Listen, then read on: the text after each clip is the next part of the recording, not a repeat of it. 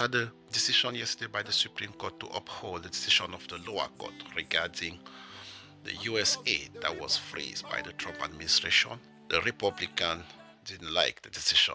Most of the Republicans didn't like the decision, and one of their most outspoken voices, Charlie Kirk, went on Fox News, where he had this to say to the U.S. senators of the Republican Party. Play the clip.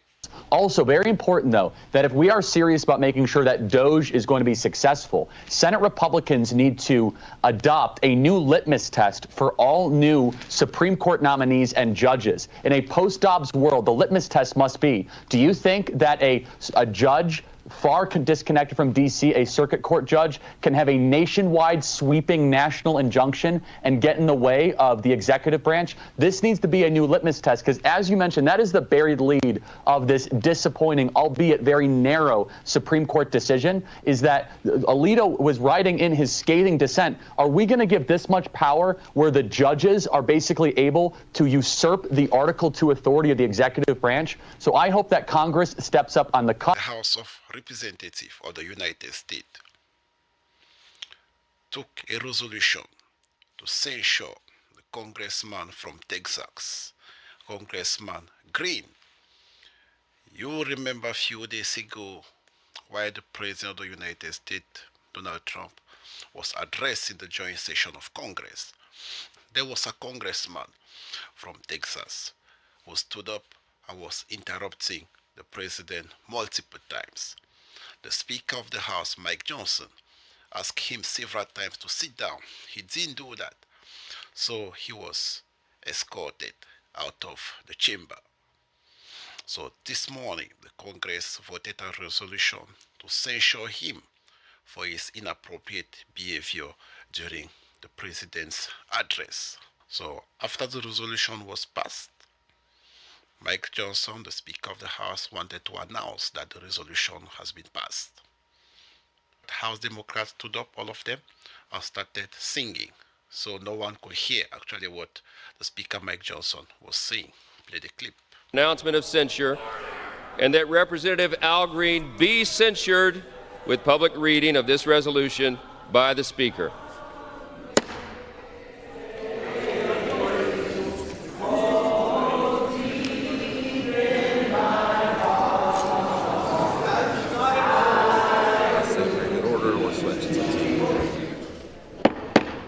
The House had come to order. The House had come to order.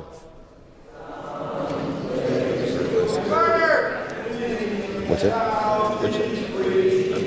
You want to let him keep doing this, or totally clear?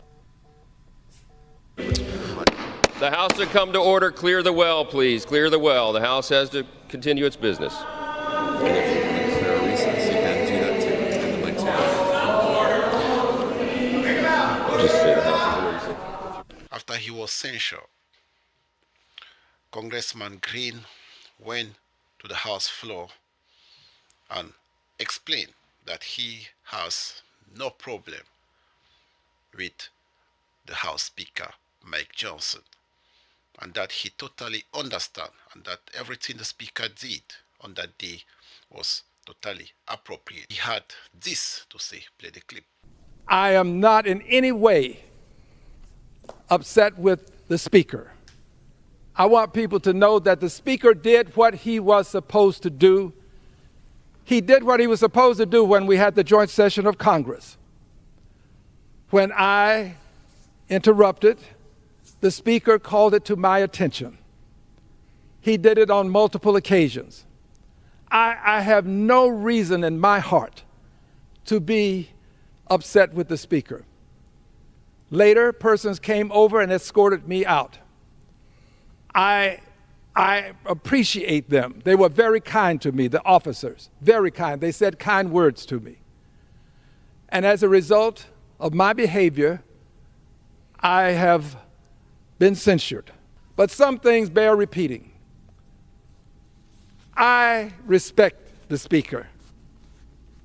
I have no ill feelings toward the Speaker. None toward the persons that escorted me away from the floor, because I did disrupt. Congressman Green then explained the reason why he had to interrupt the president several times during his address.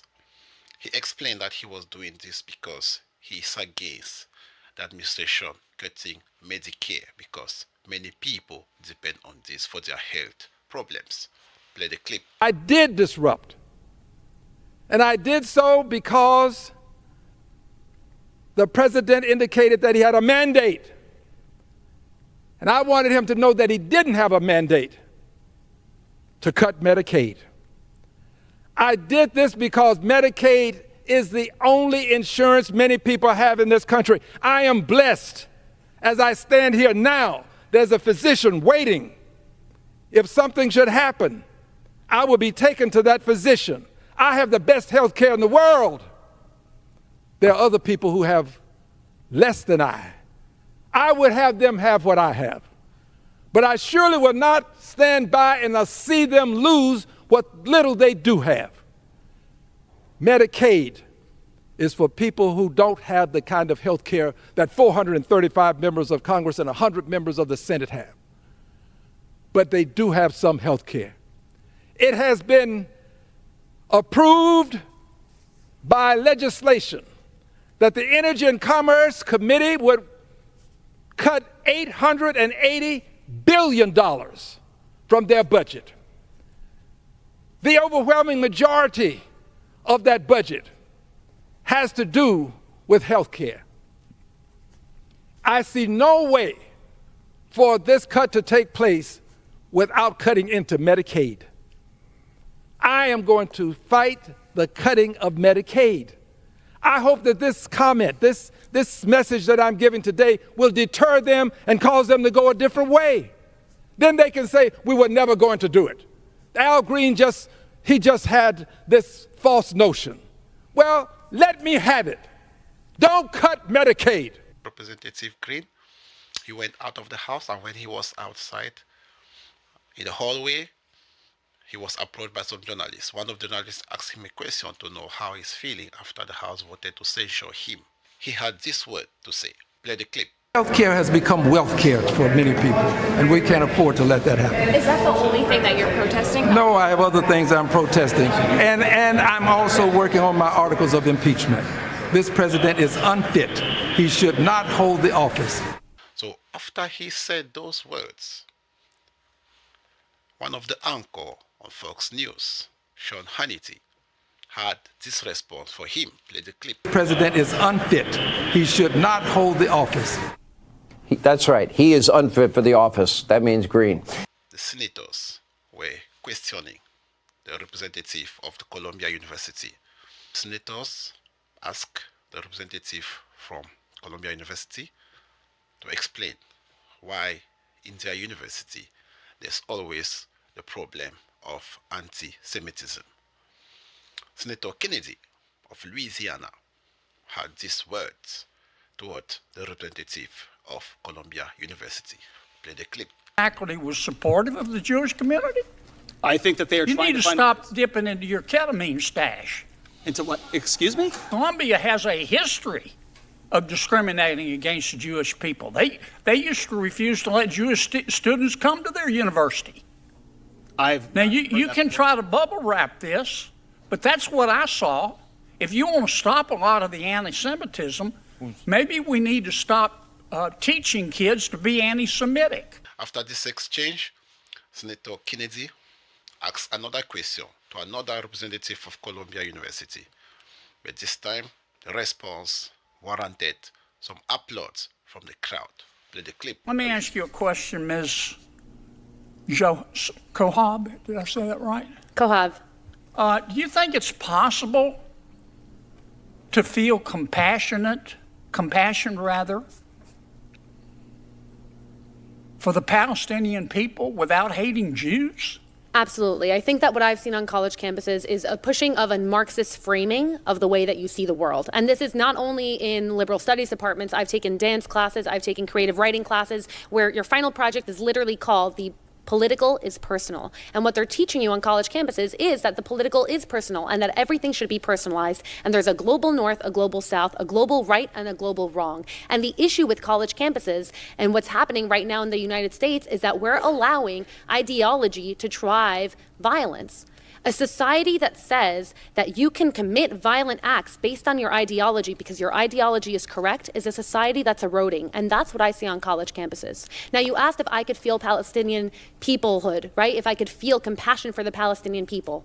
Absolutely. And every night when I go to bed, yes, I pray for the Jewish people, but I also pray for the Palestinian people, for God to send them leaders that actually care more about their safety. Leaders that put their people's safety in order to propel an ideology at risk aren't leaders. The mayors of the big cities in America, the one they usually call the sanctuary city, Boston, Chicago, New York, went to testify in front of the Congress and were answering several questions. After asking several questions to all of the mayors, one of the representatives, a Republican, was totally disgusted with their answers.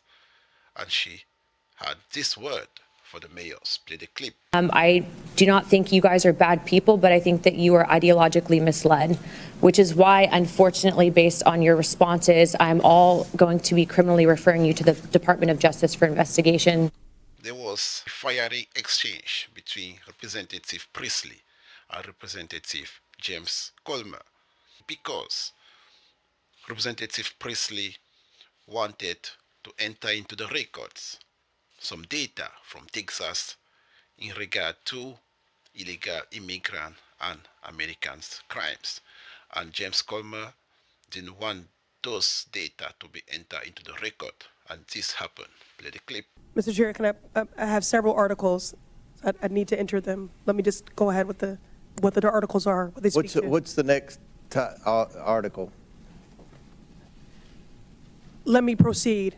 Data from Texas shows that U.S.-born Americans commit more rape and murder than immigrants. Listen, this trend of you all trying to get thrown out of committee so you can get on MSNBC is going to end. We're not going to put up with it. This is my procedural right as a member of this committee. You can go with Mr. Frost and Mr. Green. I'm reclaiming my time. That's what you want. No. Ms. Presley, I have been very accommodating to you. Mr. Sabrina, and I take particular umbrage as a survivor of sexual violence. I will enter into the record. This is my right. Thank you. No.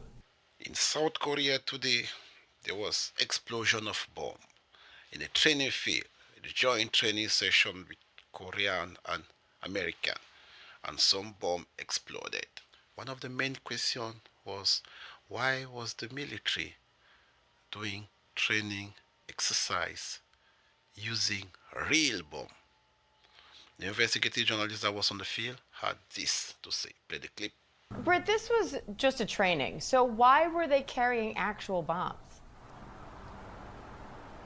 Yeah, so as I say, this is something that residents have previously raised the alarm about, the potential danger from these nearby training areas. What we have heard is a sorry for the damage caused by what authorities say is abnormal drop accident, and the Air Force in South Korea issuing a statement saying that they wish the injured a speedy recovery. But I think it's clear exactly why were real bombs used. The accident was due apparently to a pilot kind of entering an incorrect coordinate. That's according to a military official.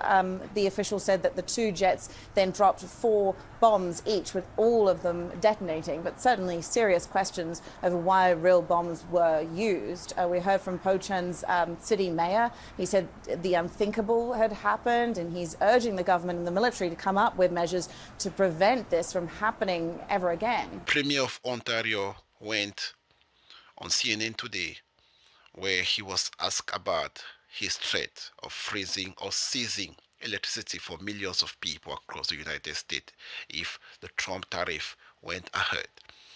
He was asked the question about what he thinks of the pause on automobile tariff by the Trump administration this morning. And he said this. Play the clip. We've been very critical of these tariffs, which is understandable. Does this 1-month pause that we're hearing about from the Commerce Secretary today on the auto tariffs and these other tariffs as well ease any of your concerns? Well, first of all, thank you so much for having me on. And I start every interview with saying I love the Americans, I love the U.S., but what a mess President Trump has created here. The only thing certain on these 30 days is uncertainty. Tom Homan, the Bodaza of the Trump administration, went on Fox News, where he had an interview with Laura Ingraham, and he explained that his department is focused mainly on criminal, illegal aliens. But he also explained that it happens that some illegal aliens that haven't committed crime can be as collateral because they found themselves at the wrong place at the wrong time. And he said this, play the clip. We're at about 30,000 arrests. Most of them are public safety threats. There are some collaterals, and why is that? Because people like him and the mayor of Boston and the mayor of Denver, they don't let us arrest a bad guy in the safety and security of the county jail where the officer's safe, the alien's safe, the community's safe. They release him in the community. So we got to go to the community and find him. And when we find that bad guy, if he's with other illegal aliens that aren't a criminal threat, but they're in the country illegally, they're going too. So what they're doing is getting exactly what they don't want. More agents in the communities, more collateral arrests because they force in this position. So Tom Homan had this word to say to the people who keep on saying that illegal immigrants commit less crime than born American citizens. Play the clip.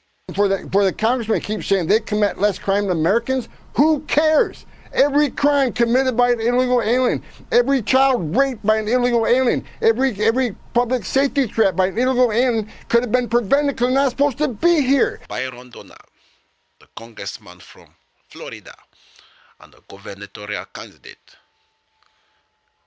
was questioning the mayors of the sanctuary cities yesterday. During his exchange with Mayor Adams, he asked him about the total amount of money that the city of New York has spent so far to resolve the issue of illegal immigration. Play the clip. Mayor Adams, how much did the city of New York actually spend on illegal immigration? $6.9 billion of taxpayers. $6.9 billion of taxpayer money on a problem that was fostered on the American people. There you have it, folks. On Action Speak Network, we try to explain the news as it is. We give you all the details. We explain what we understand. Our personal opinion, we keep them for ourselves. Hit subscribe. Let's get to 1,000. I'm out.